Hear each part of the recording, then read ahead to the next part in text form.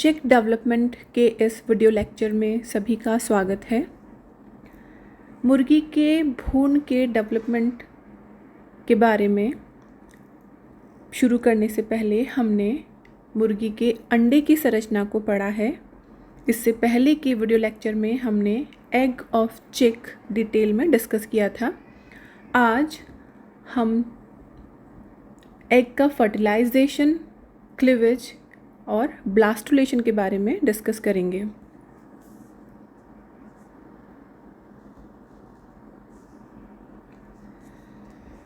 मुर्गी के reproductive system में या उसके ओविडक्ट में अलग अलग पोर्शन होते हैं और हर पोर्शन का अपना एक अलग फंक्शन होता है। जैसे आप यहाँ देख सकते हैं, मुर्गी या हैन की ओवरी यहाँ से मैच्योर ओवम रिलीज़ होता है और रिलीज़ होने के बाद में ओविडक्ट का यह पोर्शन जो इनफंडिबुलम कहलाता है, उसके द्वारा जो मैच्योर ओवम है उसको कैप्चर कर लिया जाता है। जो बॉडी में रिलीज़ हुआ है ओवम, उसको इनफंडिबुलम अपने अंदर ले लेता है। इसके बाद ओविडक्ट का जो पोर्शन है वो कहलाता है मैग्नम। मुर्गी में फर्टिलाइजेशन हमेशा इनफंडिबुलम वाले पोर्शन में ही होगा। जब भी इसमें मेटिंग होगी, कॉपुलेशन होगा, तो यहाँ पर वजाइना में स्पर्म रिसीव होते हैं और ये स्पर्म ट्रैवल करके पहुँचते हैं इनफंडिबुलम तक, और जो मैच्योर ओवम ट्रैप किया गया है, इनफंडिबुलम में आया है, वो फर्टिलाइज होगा स्पर्म के द्वारा। जब भी फर्टिलाइजेशन होता है तो हमेशा एक से ज़्यादा स्पर्म, लगभग 5 या 6 स्पर्म उस ओवा को फर्टिलाइज़ करते हैं या उसके अंदर एंटर कर जाते हैं। इस कंडीशन को हम बोला जाता है पॉलीस्पर्मी। पॉलीस्पर्मी में केवल स्पर्म ओवम के अंदर एंटर करते हैं, लेकिन केवल एक स्पर्म का न्यूक्लियस ही ओवम के न्यूक्लियस से फ्यूज़ करेगा और एम्फीमिक्सिस जो है उस घटना को कैरी आउट करता है। यहाँ एक चीज़ आप नोट कीजिए कि जब भी ओवरी से ओवम रिलीज़ होता है वो प्राइमरी oocyte स्टेज में होगा।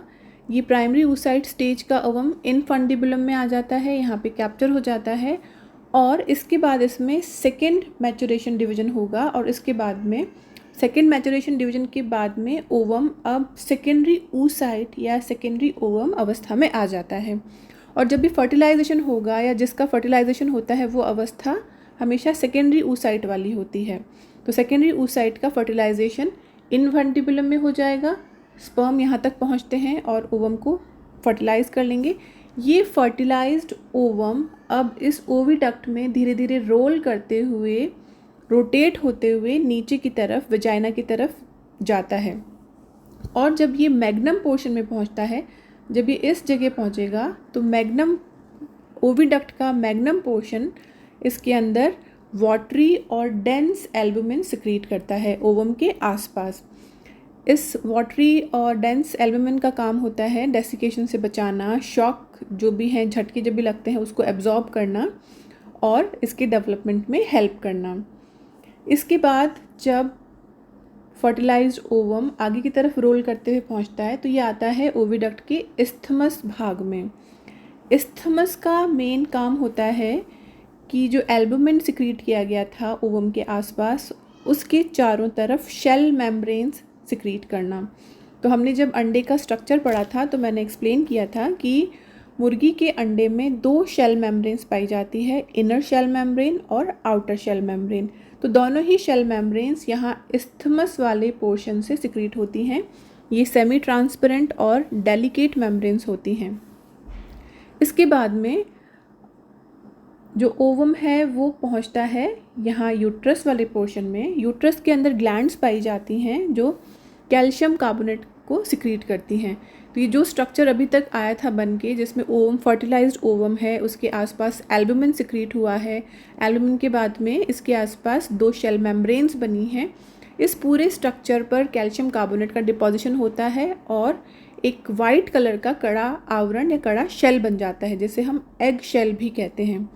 एग शेल बनने के बाद में ये कंप्लीट एग बन जाता है, जो कि यहाँ वजाइना से बाहर की तरफ डिस्चार्ज कर दिया जाता है। तो इस तरह से पूरा एग बनने के बाद में मुर्गी इसको बाहर की तरफ डिस्चार्ज कर देती है।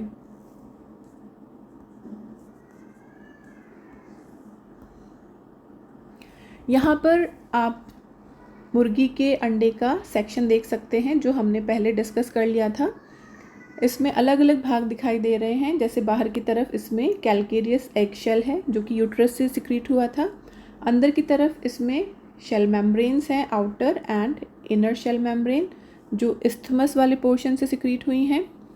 और इसके और अंदर की तरफ एल्बुमिन पाया जाता है, watery albumin and dense albumin. Dense albumin जो चैलिज़ा की फॉर्म में कन्वर्ट हो जाता है। जब मुर्गी का अंडा रोटेट करता हुआ आगे बढ़ता है ओविडक्ट में, तो डेंस एल्बुमिन हमेशा इस तरह के 2 कॉर्ड बना लेता है, जो चैलिज़ा कहलाता है। चैलिज़ा दोनों पोल्स पे प्रेजेंट होते हैं और इनका काम होता है डेवलपिंग एम्ब्रियो को अपने एक पर्टिकुलर पोजीशन में, पोस्चर के अंदर होल्ड करके रखना।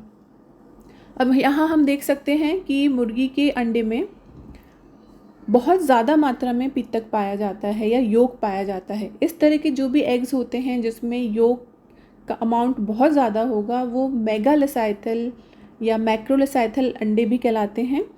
और मुर्गी के अंडे में क्योंकि एक ध्रुव की तरफ या एक पोल की तरफ इकट्ठा हो गया है योक, और साइटोप्लाज्म, बिना योक वाला साइटोप्लाज्म, जिसको हम एक्टिव साइटोप्लाज्म भी कहते हैं, वो केवल एक सिरे पर छोटे से पोर्शन में एक छोटी सी डिस्क के फॉर्म में रहता है, और बाकी पूरे भाग में हम देख सकते हैं कि इस तरह से योक प्रेजेंट होता है।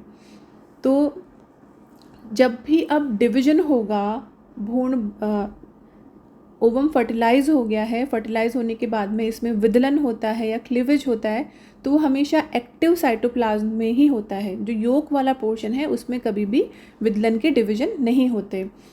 अब चूँकि यहाँ पर ओवम में बहुत ज़्यादा मात्रा में योक है, तो जब विदलन होगा वो सिर्फ छोटे से पोर्शन या इस छोटी सी डिस्क तक ही सीमित रहता है। इस डिस्क को कहा जाता है ब्लास्टोडिस्क, जिसके सेंटर के अंदर फर्टिलाइज्ड न्यूक्लियस प्रेजेंट होगा। तो आप ये चीज़ नोट कीजिए, आपको ये पता होना चाहिए कि जब एम्ब्रियो बनेगा तो सिर्फ इस छोटे से पोर्शन से या ब्लास्टोडिस्क से ही बनेगा। जब जो भी क्लीवेज के डिविजन्स होंगे, विदलन के विभाजन होंगे, वो भी केवल इस ब्लास्टोडिस्क तक ही सीमित रहते हैं।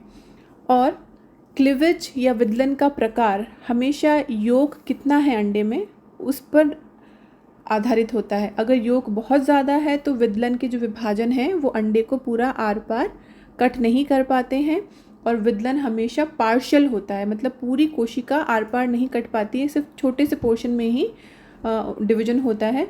तो पार्शियल डिवीजन को हमेशा हम कहते हैं मीरोब्लास्टिक। और क्योंकि यह डिवीजन एक छोटे डिस्क तक ही सीमित है, इसीलिए इसको डिस्कॉइडल भी कहा जाता है। तो हमेशा ये ध्यान रखिए कि चिक एम्ब्रियो का जब परिवर्तन होगा तो इसमें विदलन के विभाजन जब भी होते हैं तो इसका टाइप या विदलन का प्रकार हमेशा डिस्कॉइडल और मीरोब्लास्टिक होता है। मीरोब्लास्टिक से अर्थ है कि ये हमेशा एक छोटे से पोर्शन या छोटी सी डिस्क तक ही सीमित रहता है। मुर्गी के फर्टिलाइज्ड एग में क्लीवेज 3 से 4 घंटे में शुरू हो जाते हैं, और सामान्यतः फर्टिलाइजेशन के 24 घंटे के बाद में मुर्गी अपना अंडा देती है।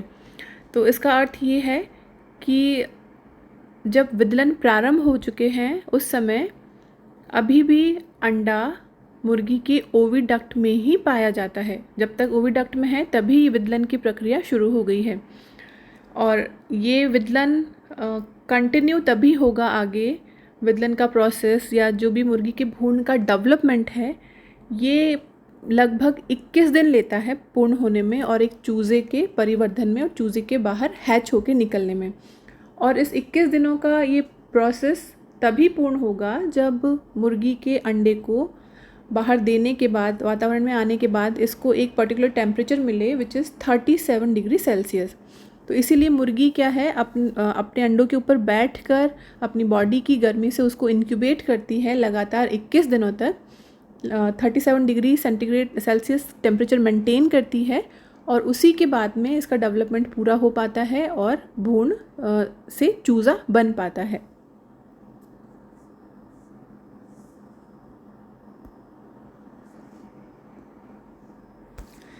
इस स्लाइड में आपको विदलन की अलग अलग अवस्थाएं दिखाई गई है। जैसे मैंने पिछली स्लाइड में भी बताया था कि जो एक्टिव साइटोप्लाज्म है ओवम का, वो एक छोटे से डिस्क के अंदर ही, छोटे से डिस्क वाले एरिया में ही लिमिटेड होता है, कन्फाइंड होता है, और बाकी पूरे पोर्शन में ओवम में योग पाया जाता है। तो यहाँ जो राउंड स्ट्रक्चर दिखाया गया है ये ब्लास्टोडिस्क है, जिसमें एक्टिव साइटोप्लाज्म है और जिसके बीच में फर्टिलाइज्ड न्यूक्लियस पाया जाता है। विदलन जब प्रारंभ होता है तो विदलन वर्टिकल फरोज बनती हैं और एक कोशिका से दो कोशिका बनेगी। तो यहाँ पर पहले डायग्राम में आप देख सकते हैं कि विदलन का पहला फरो या पहला विदलन हुआ है जिससे कि दो कोशिकाएं बन गई है। इसके बाद दूसरा विदलन होगा जिससे चार कोशिकाएं बन जाती हैं। इस वाले इमेज में थर्ड विदलन अवस्था दिखाई गई है। तीसरे विदलन अवस्था के बाद में जब लगातार कोशिकाएं डिवाइड होती रहती हैं, तो इस तरह से आप यहाँ देख सकते हैं 3 विदलन हो गए। 3 विदलन के बाद में 8 कोशिकाएं बन जाती हैं। हर विदलन की जो खांच है वो हर कोशिका से जाती है, हर कोशिका को कट करती है, तभी वो विदलन कंप्लीट माना जाता है।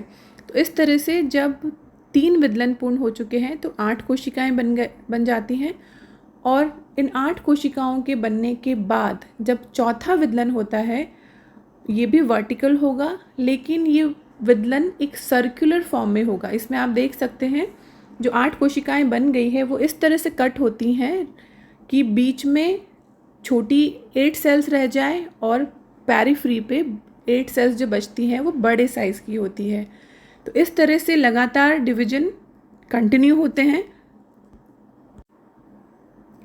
4 कोशिका अवस्था के बाद से होने वाले सभी विदलन इस प्रकार से होते हैं कि बीच के अंदर कोशिकाएं लगातार डिवाइड होती रहती हैं, जबकि जो परिधि वाली कोशिकाएं हैं वो धीरे धीरे डिवाइड होंगी। तो आप देख सकते हैं कि सेंटर वाले पोर्शन में सेल्स का साइज़ छोटा रह जाता है और पेरिफ्री के ऊपर कोशिकाएं थोड़े बड़े साइज़ की रह जाती हैं। इस तरह की अवस्था बनने के बाद में जब ये जो विदलन हुए हैं, जो विदलन के बाद कोशिकाएं बनी हैं, अभी प्रारंभिक विदलन की अवस्था है, इसमें सभी कोशिकाएं अपने नीचे स्थित योग से जुड़ी रहती हैं, या हम कह सकते हैं कि योग के संपर्क में रहती हैं। लेकिन धीरे धीरे इन कोशिकाओं की संख्या बढ़ती है और जो बीच वाला पोर्शन है जिसमें छोटी कोशिकाएं पाई जाती हैं, ये कोशिकाएं योग से थोड़ा सा अलग हो जाएंगी, योग से डिटैच हो जाती हैं और इनके बीच में एक कैविटी बन जाएगी। ऊपर कोशिका की परत और नीचे योग के बीच में वो कैविटी कहलाती है सब जर्मिनल कैविटी। इस कैविटी के बनने के पश्चात जो बीच की कोशिकाएं हैं जिसमें मल्टी लेयर सेल्स होंगी, 5 से 7 परतों में कोशिकाएं पाई जाती हैं, उनमें से कुछ कोशिकाएं धीरे धीरे डिटैच होने लगती हैं, कुछ कोशिकाएं धीरे धीरे नष्ट होने लगती हैं और फाइनली सिर्फ थोड़ी सी लेयर बचती हैं इस सेंट्रल एरिया के अंदर, जिस कारण से ये ट्रांसपेरेंट हो जाता है और कहलाता है एरिया पैल्यूसिडा। जबकि साइड वाली या परिधि वाली जो भी कोशिकाएं हैं वो बड़े आकार की होती हैं और अपने नीचे स्थित योग के अभी भी संपर्क में हैं। इस कारण से ये पोर्शन एरिया ओपेका कहलाता है, क्योंकि इसमें आर पार दिखाई नहीं देता, ये एरिया ओपेक होता है, योग के संपर्क में होता है और इसमें धीरे धीरे डिवीजन होंगे, कोशिकाएं बड़े आकार की होंगी और एरिया ओपेका बनाएगा। जबकि सेंट्रल पोर्शन जहाँ कोशिकाएं छोटे साइज़ की हैं और थोड़ा सा ट्रांसपेरेंट एरिया दिखाई देता है वो कहलाता है एरिया पैल्यूसिडा। यहाँ पर एक चीज़ आप बहुत ही ध्यान देंगे कि भ्रूण का आगे जब निर्माण होगा, भ्रूण की बॉडी बनेगी, वो हमेशा एरिया पैल्यूसिडा में जो कोशिकाएं स्थित हैं उससे बनती हैं, जबकि परिधि वाला जो एरिया ओपेका है इससे भ्रूण की बाह्य झिल्लियाँ बनती हैं, जिसको हम एक्स्ट्रा एम्ब्रियोनिक मेम्ब्रेन भी कहते हैं, वो सारी हमेशा एरिया ओपेका से बनती हैं। ये एक्स्ट्रा एम्ब्रियोनिक मेम्ब्रेन 4 होती हैं चिक के अंदर, amnion, chorion, allantois and yolk sac. ये चारों झिल्लियाँ भ्रूण के परिवर्धन में पूरा सहयोग करती हैं, लेकिन वो भ्रूण की बॉडी नहीं बनाती हैं। भ्रूण की बॉडी केवल इस एरिया पेल्लुसिडा वाले पोर्शन में पाए जाने वाली कोशिकाओं से ही बनती हैं। इसके बाद आप यहाँ देख सकते हैं, ये जो अवस्था है इसमें ऊपर की तरफ ब्लास्टोडर्म दिखाई गई है। जब कोशिकाएं डिवाइड होती हैं और सेंटर में एक पतली लेयर रह जाती है, तब इस लेयर को या ऊपर की तरफ जो ये कोशिकाओं की परत बन गई है, इसको हम ब्लास्टोडर्म कहते हैं। ये कोशिकाओं की एक कैप या कोशिकाओं का एक लिड, एक लेयर क्लीवेज होने से बना है। जो विदलन के विभाजन हुए थे भ्रूण में, उससे ये कोशिकाएं बन गई हैं। यहाँ आप देख सकते हैं कि यहाँ जो कोशिकाएं हैं, परिधि वाली कोशिकाएं, ये नीचे जो योक है उसके संपर्क में हैं। तो ये एरिया कहलाता है एरिया ओपेका। और सेंटर वाला जो पोर्शन है, ये कोशिकाएं योक से थोड़ी दूर हो जाती हैं और संख्या में कम होंगी या सिंगल लेयर में प्रेजेंट होंगी, ये कहलाती हैं एरिया पेल्लुसिडा। तो एरिया पेल्लुसिडा की कोशिकाएं ही आगे अब भ्रूण बनाएगी। इस पूरे ब्लास्टोडर्म के नीचे अभी जो कैविटी बनी है वो कैविटी कहलाती है सब जर्मिनल कैविटी। और इस कैविटी या इस स्पेस के बनने से अब जो बीच की कोशिकाएं हैं वो योक से दूर रहती हैं। इस पूरी अवस्था के बाद में जो ऊपर की लेयर है, ब्लास्टोडर्म की लेयर है, इसमें जो भी कोशिकाएं अभी भी योक सहित हैं या योक युक्त रह गई हैं, थोड़े बड़े आकार की हैं, ऐसी कोशिकाएं अब ऊपर से एरिया पेल्लुसिडा से धीरे धीरे अलग होने लगती हैं और नीचे की तरफ कैविटी में आने लगती हैं। क्योंकि जब भ्रूण बनेगा तो भ्रूण हमेशा योक रहित कोशिकाओं से बनता है मेनली।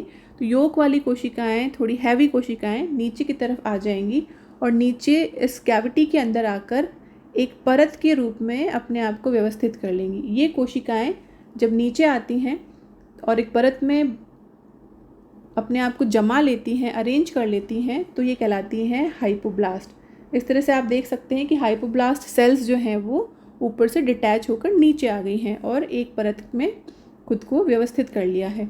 अब ऊपर जो कोशिकाएं बची रह जाती हैं वो कोशिकाएं एपीब्लास्ट कहलाती हैं, नीचे वाली परत हाइपोब्लास्ट कहलाती हैं और इनके बीच में जो नई कैविटी बन गई है वो कैविटी अब ब्लास्टोसील कहलाती है। इस तरह से जो स्ट्रक्चर बन जाता है विदलन के बाद, ये स्ट्रक्चर डिस्कोब्लास्टुला कहलाता है। तो मुर्गी के भ्रूण में जब भी ब्लास्टुला अवस्था आती है और आप उसके ब्लास्टुला का प्रकार एक्सप्लेन करें कि किस तरह का ब्लास्टुला बनता है, तो इसमें हम लिखेंगे कि मुर्गी में डिस्कोब्लास्टुला बनता है। ये ब्लास्टो एक छोटे से एरिया से या ब्लास्टोडिस्क से डेवलप होता है, जो हमने पहले देखा है कि जो एक्टिव साइटोप्लाज्म है छोटे से एरिया में कन्फाइंड रहता है। उस कन्फाइंड साइटोप्लाज्म या ब्लास्टोडिस्क में जब विदलन होते हैं तो इस तरह से एक कैप के समान कोशिकाओं की एक डिस्क के समान जब बन जाती है, उस ब्लास्टुला को ही डिस्कोब्लास्टुला कहा जाता है। तो इस डिस्कोब्लास्टुला में आप फाइनली देखिए कि कितनी लेयर्स हैं।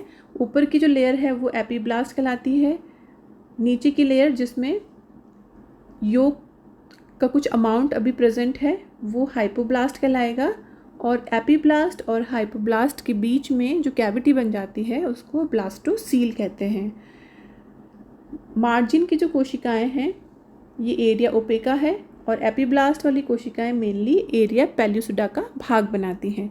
तो इस तरह से ये जो आपने स्ट्रक्चर देखा, ये मुर्गी के भ्रूण का ब्लास्टुलेशन हमने पढ़ा है और ब्लास्टुलेशन के अंत में जो ब्लास्टुला बना उसका नाम है डिस्कोब्लास्टुला।